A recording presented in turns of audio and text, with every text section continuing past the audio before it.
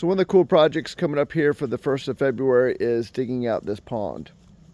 This pond has been here for hundreds of years, all the way back when Mississippi was first surveyed. This was actually on the survey. And so to me that says Native Americans dug it. It's man-made. There's pretty much a ledge all the way around. So, and then we had mound builders on the property back in the day. So on the other side, you got mounds, and then this is kind of the the remnants of the mounds, where they either dug it out and built the mounds, or they dug it out and made a mound all the way around the pond to hold the water.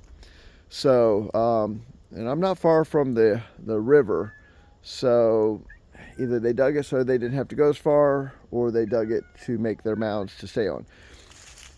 Now, this will do two things by digging it out. One thing, it'll supply the farm with fresh water, pretty much like another guy does. I think it's Salatin, and so he's all about doing ponds and transferring water and all the other stuff. So we're going to do something very similar. We got pigs, chickens, and quail. So this will supply the water to that and to the garden. So that's a good thing. The second thing is, during the summertime, somehow or another, we get fish in this little shallow pond. And by the late summer, when it starts to dry out, we end up having to save all those and put them in one of the other ponds that never dries out. So digging it deeper and removing all this other stuff will allow it to hold water. Fish will be able to grow in it and do their thing. We can let the ducks kind of swim in here, do their thing. And like I said, the way Salatin does it, he has, looks like the actual suction part of the pump goes further down. He's got it on like a float. So he has it down, so it's not at the top layer and it's not at the bottom layer. It's in the clean part of the pond water. So we're going to do something very similar. Clean all this up.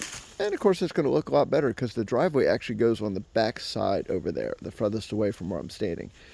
And it'll be nice to look at going by. And I'm going to build some quail houses, actually, and flight pens outside of the pond area.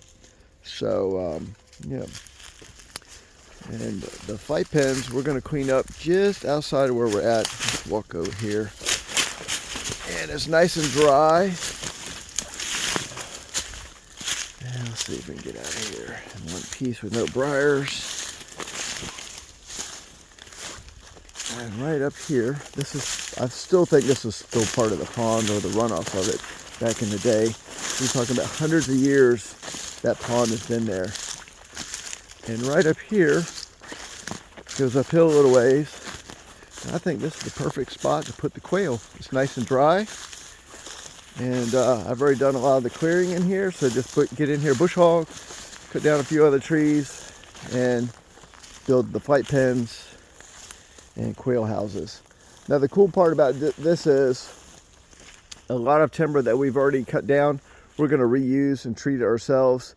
And it'd be perfect to get everything set up and see how everything works out.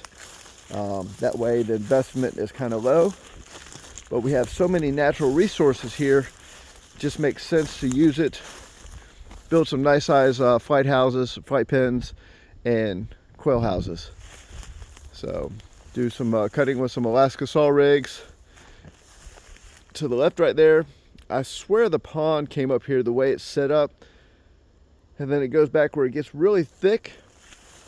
I think that was where the pond came to originally. You can kind of see right there, that section.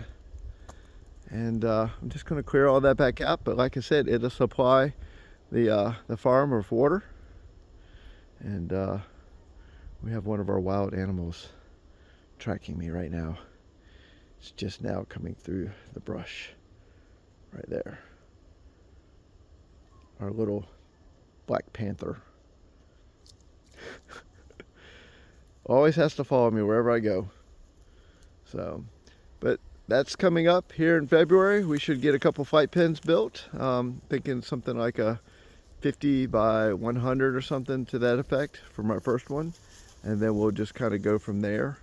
And then, like I said, we're going to do probably a 20 by 100 quail house, and just kind of go from there.